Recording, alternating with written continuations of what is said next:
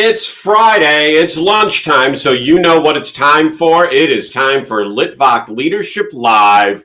We've got a great topic today, something that sounds kind of base, but I think that there's a lot of depth to it. I'm going to bring our guest out in a moment, Alain Burrese, who is an expert in all kinds of things, from being the foremost expert on how to survive a shooting to all sorts of Asian martial arts, to being an attorney, to leading people, to training people.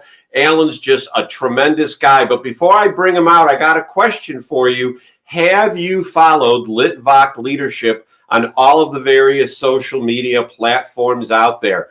We are growing by the day, gaining more followers on all of our social media. And in about 6 days, we're going to be launching the website Litvak Leadership. If you head out there now, you will actually get a little sneak peek of what it's going to be. But we're going to be launching it on November 10th, which is 2 months before my book, Proverbs for Leadership, is published. So check it out. Follow us on all social media. Ring the bell so you're notified whenever a post comes out that gives you something to think about. So without any further ado, let me bring out my friend for his fourth time appearance, Alain Burrese. Hey, Alain, what's going on? Hey, Sean, thanks for having me on. Pleasure to be here. Good to have you here. And here's my cousin from Vegas welcoming all of us. So, Alain, this is our fourth conversation, which surprised both of us when I looked at my records and when I told you about that. I know you were on a couple times where we just had chats, and then you were on when we talked about your experience with Ronald Reagan. So this should be an equally interesting conversation. I look forward to that. And I was surprised too. But yeah, we talked a little bit about safety a couple times. And I do remember we had that one conversation when I met President Reagan back in the early 90s and spent that half an hour with him. Yeah, that was a great conversation. But today we're going to talk about new is not always better. And if any of you want to get in touch with Alain, let me put this up real quick. You can go to survivashooting.com or just go and Google him or go to any social media. Frankly, if you type in Alain's name in social media, this is what you're going to get. Alain has written a number of books on various topics, and he's easy to find on social media. The biggest challenge is spelling his first name correctly, but I'm sure you will figure that out just seeing his name here today. So, Alain, when you hear the phrase, new is not always better, what's the first thing that comes to mind for you? It's sort of like you watch the show Shark Tank, and you'll see some people come on there and they really have built a better mousetrap and they often get deals. Then you see some people come on there and they think they've built a better mousetrap, but they're really solving a problem that really wasn't a problem anymore. And they've actually taken something that might have been simple and solved the problem and just complicated it. And so it's not necessarily better. And here's a funny thing. I knew I was coming on today. Yesterday, one of the books I'm reading is Time Management Magic by one of the former CEOs. He used to run Disney World, the entire thing down in Florida, 40,000, Disneyland Resort or Disney World resorts, 40,000 employees. And he wrote this book on time management. And in there was this quote, because he still uses a paper time planner, just like I still do. I still use my paper one. And he says in there, I'm not anti-technology. I have a smartphone. I use all technology. But then he says, I am pretty convinced that anybody that went from a paper planner to strictly an electronic phone is probably not as effective and as efficient as they could be. And I sort of had to agree with that, because that old paper planner that I've been using since the 90s, early 90s, it still works. And even though I use my high-tech stuff, my iPhone, new iPhone, all that stuff, some of the old ways of doing things, they work just fine and help people accomplish things. And I think that, I am very tech focused, but at the same time, I use both, actually. I use an electronic calendar for appointments and for scheduling with people, but for a daily to-do, I use a paper calendar, and I'll use an app for all the different to-do things, ideas that I come up with, just so I have them stored somewhere, because balancing it all on paper just has become too much. What systems do you use? Because you come up with a lot of ideas. How are you balancing the volume of ideas you come up with to make sure you get back to them? One, I use a Franklin day planner. That's the kind I've been using forever. But I also use some apps and some app calendar, apps on the iPhone. And I also use a yellow legal pad, and often and I remember Don Aslett, one of my favorite authors, and I've met him a few times, a great author. He talked in one of his books where all these people, all this fancy stuff, on the computers and programs, this and that. And then he's like, well, I've written like 20 books on a tablet, paper. Yeah, just writing with a pen and paper on trains and in airports and wherever he had spare time. So I actually do use just a regular notebook, and I'll write stuff down, and then I'll go back through the pages and cross off when the task is done or when it's been completed. And I'll have one of those for Reflex Protect, the company I do a lot of business with. I'm an independent contractor with them right now. And so I have a tablet that's just Reflex Protect stuff. I have another tablet that might be for other projects. And so then I incorporate those kind of stuff on those tablets into my daily list that's in my Franklin Day Planner. And so I use a variety of paper and electronic stuff to keep on top of everything. So when you're looking at the trainings that you're doing for Reflex Protect, or when you're doing trainings for Survive a Shooting, surely there is a combination of old school and new school that you're training people on for how to get through a certain situation. What do you think are some best practices where you can combine old school and new ways of doing things? One real clear illustration I have that I always pull out in my classes when I'm talking about the deny strategy, because I talk about 3 strategies for an active killing situation. You can escape, you can deny that killer access to you, or you can attack back and take that killer out. Those are your options. It's sort of a modified run, hide, fight, because I changed the words to make it more practical for people. Now, when I'm talking about that, I talk about different ways to lock down. And there's really some fancy new computerized lockdown systems that places will put in. They can hit a button and all these electronic doors lock and all this kind of stuff. But then I'll also say there's this other really high-tech piece of equipment I want to show you guys today. And I'll go over to my bag and pull out a doorstop. Just a regular old-fashioned doorstop, because they work. And then I'll show them that it's not just trying to keep people safe from active killers. I show them how a doorstop can prevent a home invasion, or to have a doorstop when you're out traveling to make your hotel door a little more secure and things like that. So we have really fancy, high-speed electronic ways to lock down buildings, but we can't forget simple little things like a doorstop that also work. And bottom line, regardless of the tool, the policy, the procedure, we got to remember to implement it. Most burglars go through unlocked doors and windows because we don't use the tools and policies, procedures, and things we have in place a lot of times. And that's how, failures happen. Yeah, I went through a training. It was a church training where all these churches came together and they talked about how to survive a shooting. They didn't use your, I'm sure, trademarked phrase. And they talked about one of the things that you can do, and it just sounds, crazy, is keep a metal bar hidden near the entrances to the sanctuary, because most of those doors have handles. And you just put the metal bar through it, and that will definitely slow down any kind of attacker who is trying to come through, because it's just a metal bar in there and they can't get the doors open. Yeah, very simple things that can help a lockdown procedure, which can keep people safe. So when you're out training people and talking to them in these times in which we find ourselves about keeping themselves safe. I know you talked about the doorstop, but just on a day-to-day basis, what kind of steps do you think people can do combining old ways of doing things and new ways of doing things to have a best practice to keep themselves safe just walking down the street? Sure.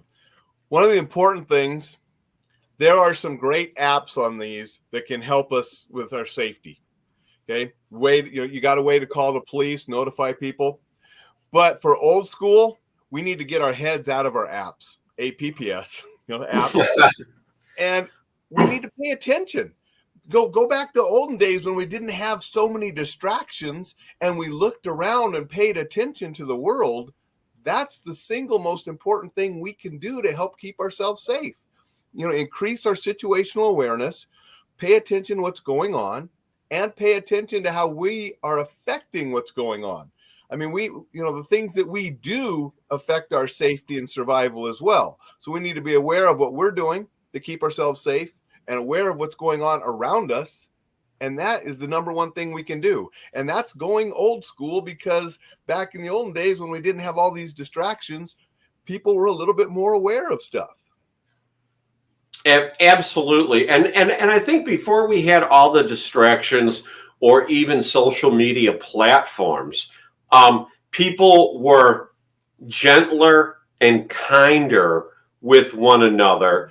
And I'm going to throw up something here. A soft answer turns away wrath, but grievous words stir up anger. And I will be the first one to admit that I know I need to bite my tongue at times, because I may want to answer someone in we'll just use the term aggressive way at times. And, I knowing you as I do, I know you're a very gentle soul, but I know that there's a lion back there also, that if someone pushes the wrong button, you need to be aware of that. What recommendations do you have for people as to how to keep themselves toned down and disarm someone verbally if they find themselves in an aggressive situation? We have to remember, like you said, being aggressive, that's going to bring on aggressiveness. We should be assertive, but not aggressive. And that takes some practice.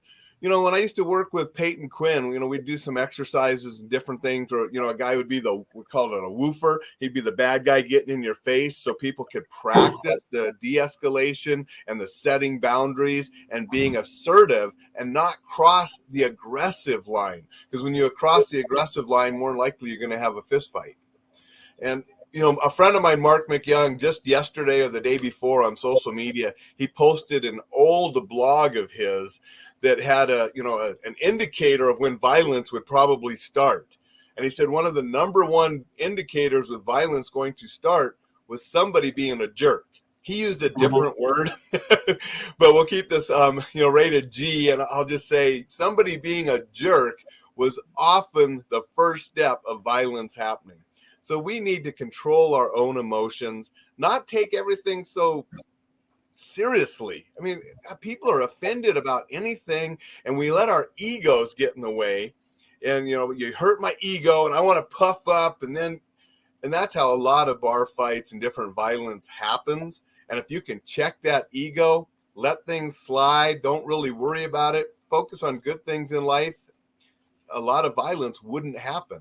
The old phrase, don't go to stupid places with stupid people and do stupid things, is a really good safety tip.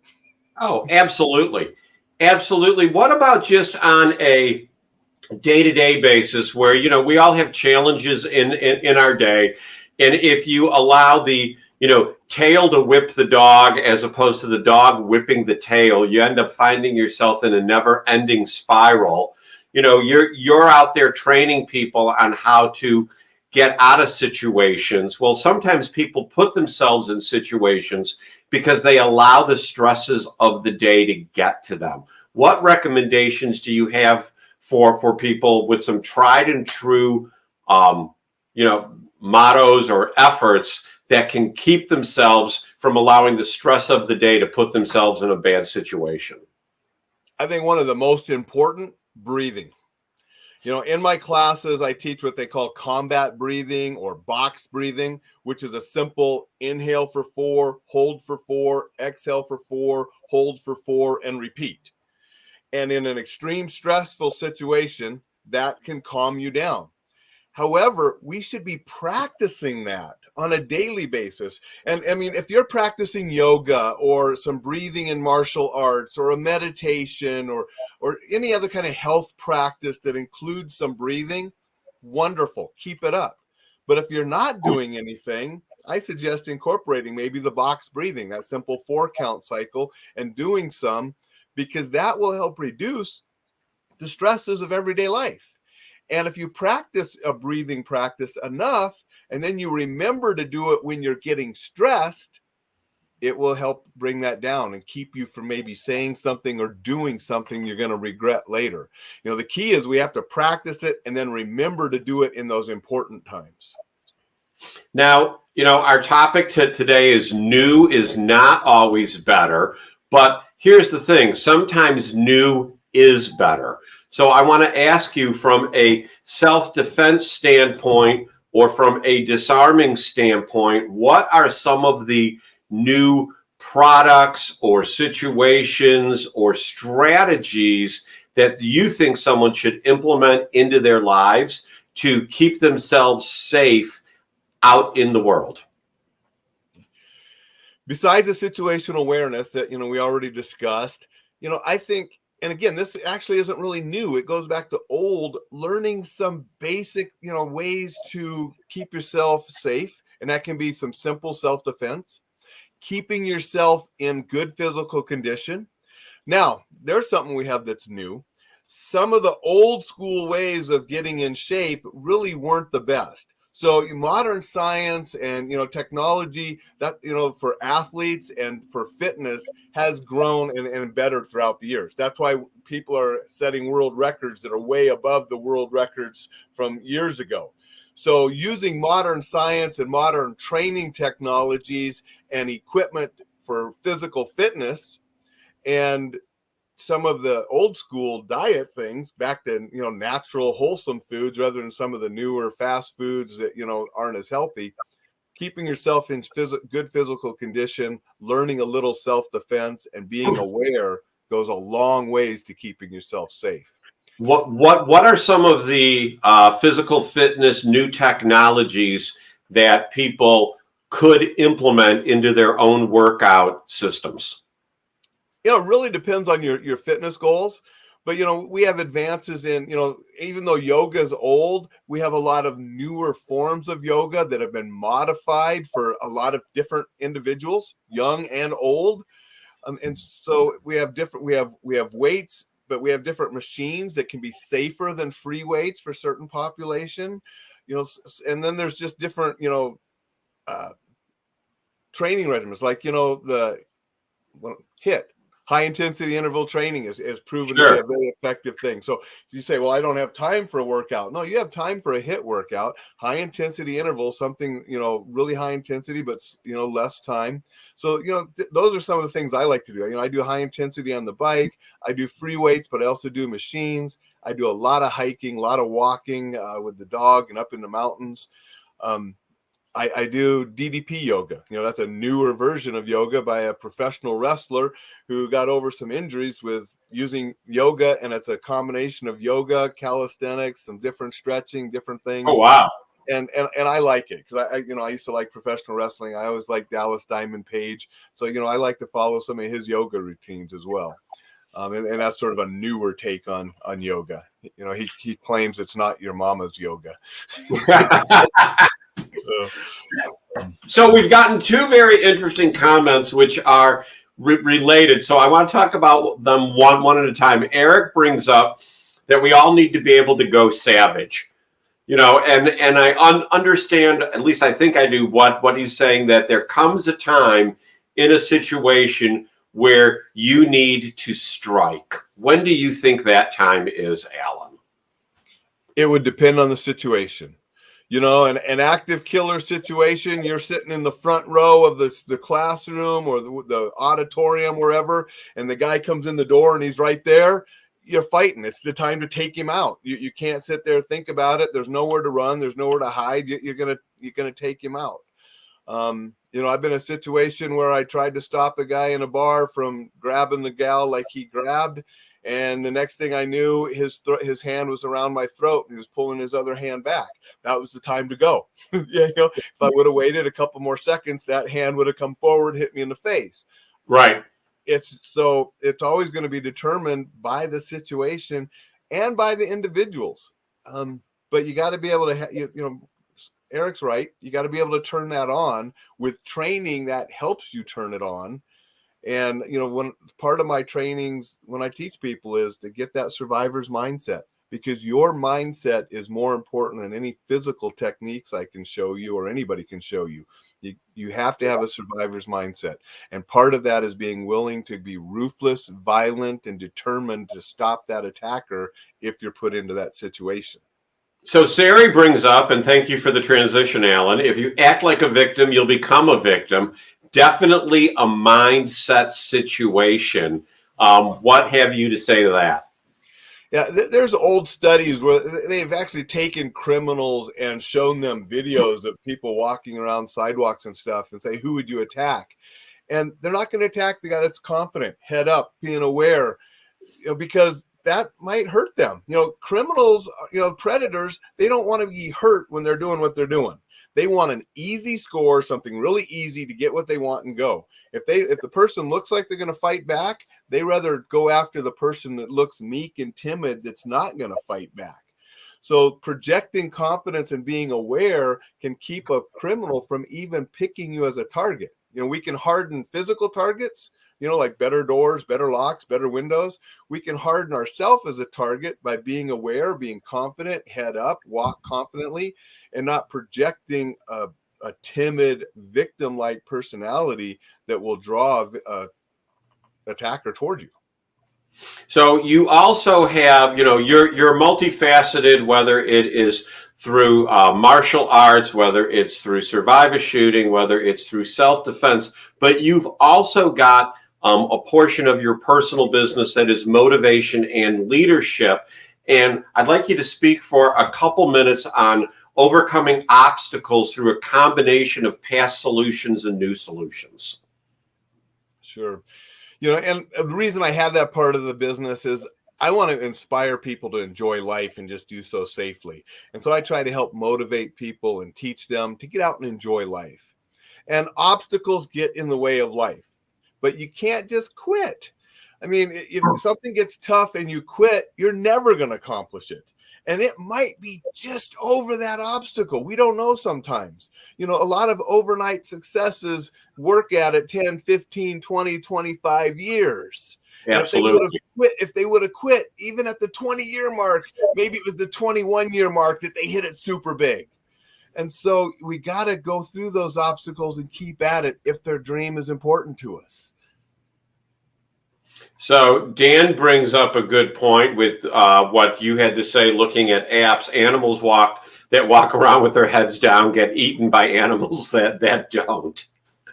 So it's very true. I mean, the predators look for the easiest target that they can get what they want without getting hurt. So, you know, looking at the return to work situation and returning to the workplace, because I'm out talking to different people in real estate all the time, and you know we're still at a situation where there's Tuesday to Thursday, there's in most cases less than 50% of people in the offices. Mondays and Fridays, it's like a ghost town. You go into most of the urban areas where it used to be hustling and bustling around the lunch hour, and there's nobody on the streets. What do you think needs to happen to have people, A, want to go back to the workplace, but B, feel that it's safe with all the violence that has occurred over these last couple years? What is your recommendation to employers as to what they should be doing to have people feel safe to go back to the workplace? Not a question you were expecting, so take a moment. No, and that's fine. And, I think there's a number of things employers can do. We talked about hardening targets. Employers can make sure that the environment that employees are working in are a safe environment. And they're going to have to invest a little bit of money into ensuring that, there's door locks, there's window locks, there's things that make sure that people feel safe. Maybe they have, a different, thing in the beginning where people controlled access. We don't want to turn places into prisons. We still want them inviting and comfortable to work at, but we can harden a target some. We can get employees training. Some of the places where I go to train, the employers, I've been told that this is great goodwill. This is letting our people know that we care about them because we're trying to provide them, some training and stuff, not just for when they're at work, because the courses I teach, they'll help people be safe when they're at the mall, at church, at the bar, at the movie theater, traveling, because violence happens at any of those places. So I tell them up front, this isn't just for when you're at work. And the people that are paying me, which are usually the employers bringing me in to teach employees, they really like that. And so that's one way to help people be safe. We even have employees that actually buy Reflex Protect, the defensive spray, for their employees, to give them something, a non-lethal tool to help them defend themselves when they're not just at work, but when they're going to their car, when they're going home and stuff.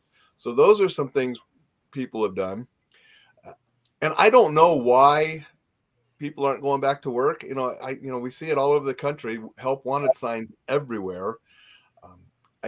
Sadly, there's been a lot of government programs giving money to folks. And sometimes, can you really blame somebody if you're a single mother and you can get more money staying at home than you would going to work? Can you fault her for that, especially with the cost of, daycare and different things? We got to come up with something where people are making more money going to work than staying home, and maybe give some assistance for daycare and those things from the employers to get people back into the workforce where they're actually earning a living, not living off of subsidies that, increased over the whole COVID thing. There were, in some places we're using COVID money for all sorts of other kinds of Sure. handouts. And I just rather see people have the personal responsibility and working for a living. But I think employers need to make it worthwhile, because right now, how could you fault somebody for staying home if they can make more money staying home? And if they went to work and had to put their child in daycare, their situation would be worse in life. We got to make it where it's going to be better for people at work with their kids at daycare than staying home. Well, and I don't think it's, I think most of the government subsidies have ended as far as I'm aware. Most of them are. At least, other than regular unemployment, it's a matter of, whereas jobs before, people were always expected to go to the office, what COVID forced to the forefront was that a lot of work can be done remotely. And is there a need to go to the office? Now, there's a great debate going on between, what's collaboration like? And frankly, collaboration, for the most part, is always better in person than it is on video or on the telephone. But it's finding that balance and what the roles are in the new world order with that. But I think that the, challenges in some of the commercial districts have really stressed people to not go to the office when they're pushing to be able to stay home. So we've gone almost 30 minutes already. What I'd like you to talk about, you've got something. Go ahead. I just want to bring, when you asked a little earlier about technology to help make people safer and such, something new. What I didn't get to say, and I really want to point it out, I think it's important, is we have the technology now right here on our phones that we can look up neighborhoods. We can find out good neighborhoods, bad neighborhoods. We can do a little research before we travel to places so we can stay out of the bad places and stay with the good. And then we got apps like Uber and Lyft and things where we don't have to walk through bad neighborhoods if we don't want to. And Uber and Lyft in those places have taken some steps to ensure that those rides are more safe. So Uh-huh. there's a lot of new technology that can help us avoid bad neighborhoods, use ride shares, and to increase our safety as well. So that was something I wanted to bring up because I sort of went old school, but there's new stuff to keep us safe too.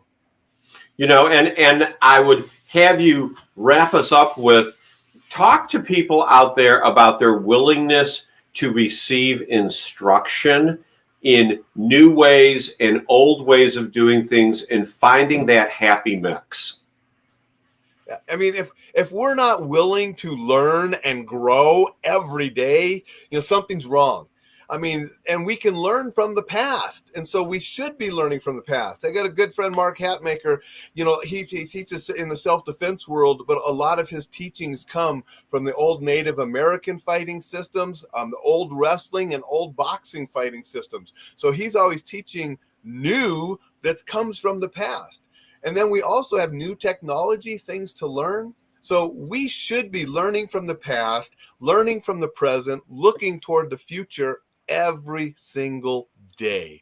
And that's how we're going to be happier and we're going to be more successful.